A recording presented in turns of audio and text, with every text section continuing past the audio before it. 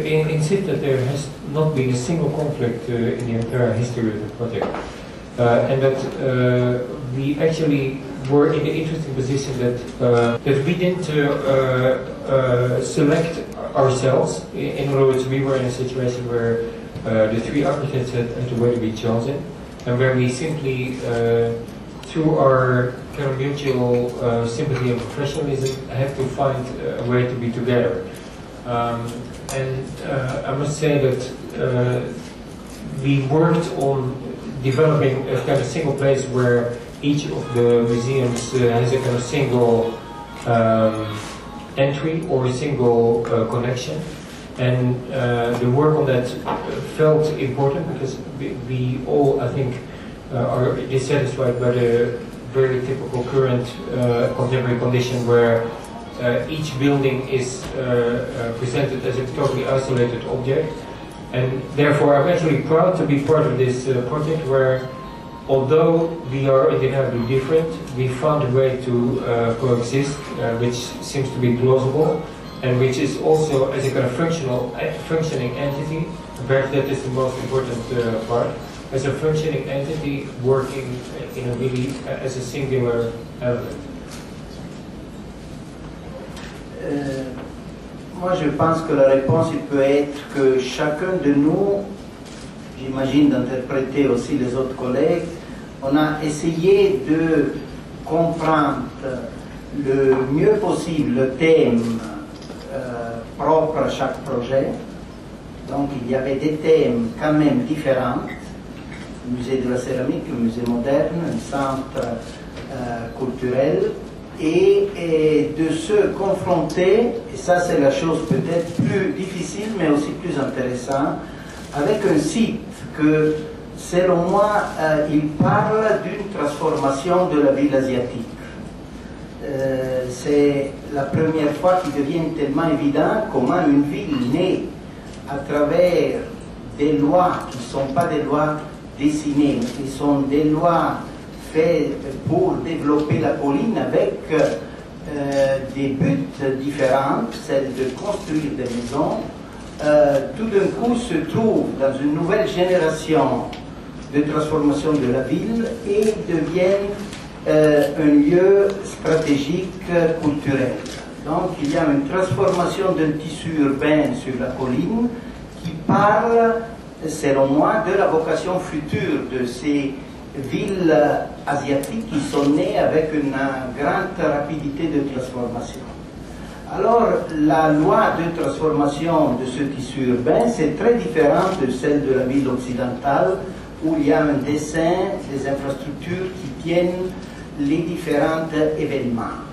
Ici, la loi c'était différent, c'était plus spontané, et maintenant, ils reviennent à un but plus collectif, avec un langage tout à fait différent. Je trouve que la différence des langages, c'est une richesse à l'intérieur de ce tissu. Il serait certainement plus rhétorique et plus pauvre si les trois projets seraient été bâtis par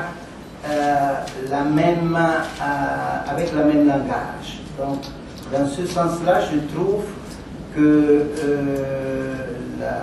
l'événement, c'est intéressant pour les différents objets, mais aussi puisqu'il donne une nouvelle clé d'interprétation de la stratification urbaine qui est en train d'intervenir sur la ville asiatique.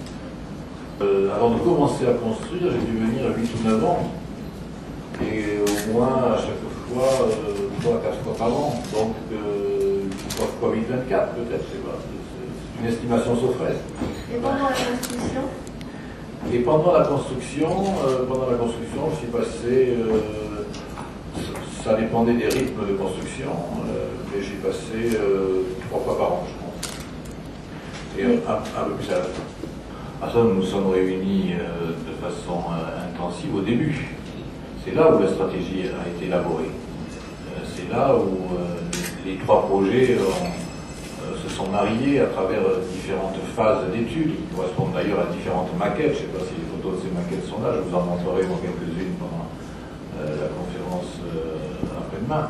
Mais il y a eu au moins 3 phases d'élaboration qui tendaient à faire cohabiter ces architectures, autant au niveau programmatique que vis-à-vis du site. Et nous avons discuté intensément à ce moment-là de la façon de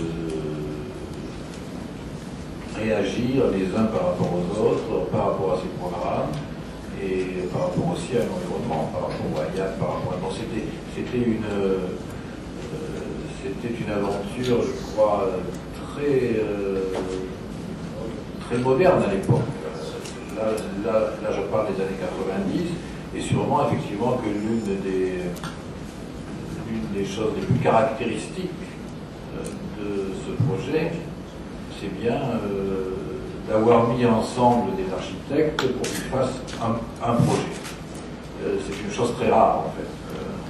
Pour obtenir une confrontation comme celle-là, en Europe, il faut attendre plusieurs générations, parce qu'en général, ça se fait par concrétion, comme ça, c'est toujours par extension d'un bâtiment qu'on en colle à côté. Bon, ici, il y a eu cette élaboration commune qui était très neuve.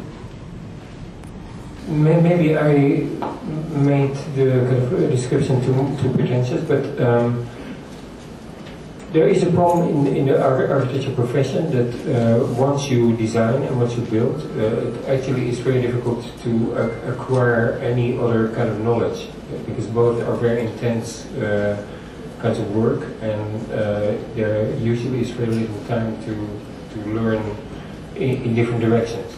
And so for that reason I started at Harvard, and the chairman of Harvard is here, I think, Toshiko Mori. They offered me a kind of very luxurious situation where I could study any subject with 12 students for a year, and then change and then make a publication and then move to the next subject. And we started by looking at the effect of the market economy on architecture, and did a book on shopping, the Harvard Guide on Shopping. And then we switched our attention to China and tried to look at the effect of modernization in China, and of course the strange combination in China of communism and capitalism at the same time. And we were looking at that, the kind of architecture and the kind of city that produces. And the project we are working on currently is a project where we look at the combination of poverty and architecture and the city in Lagos, Africa. So it's simply a kind of parallel life to our professional life that is beginning to acquire kind of equal importance, and that also inspires the professional work. We don't think in terms of parts, but we make an effort to make the whole work well. And I think that each of the museums has specific qualities more than parts that are, where we invested our effort. In my case, I would say that was the section of the building, to create a building with few elements, but where the relationship in the section created excitement. We should ask all the other ones where their main focus was. La partie la plus belle sont les bâtiments de Remcolas et de Jean Nouvel, dans le sens que la présence de mon musée trouve sa raison d'être dans le contexte. Je suis tout à fait d'accord avec Remcolas qui dit que c'est un unicum. C'est une expérience, je pense aussi pour nous architectes, assez étrange. S'il n'y avait pas, je me suis demandé ce matin, s'il n'y avait pas de bâtiment de Remcolas ou de Jean Nouvel, qu'est-ce qu'il serait ce bâtiment unique là au sommet de la colline? Il ne serait rien. Je trouve que l'intérêt, c'est cette tension qu'on vient à établir, que je veux souligner, c'est un unicum. Dans la vieille Europe, il ne serait pas possible de raisonner de manière dans le design du projet avec cette logique. Moi, je me souviens, quand on a travaillé sur ça, il y avait avant tout une grande confiance vers les autres.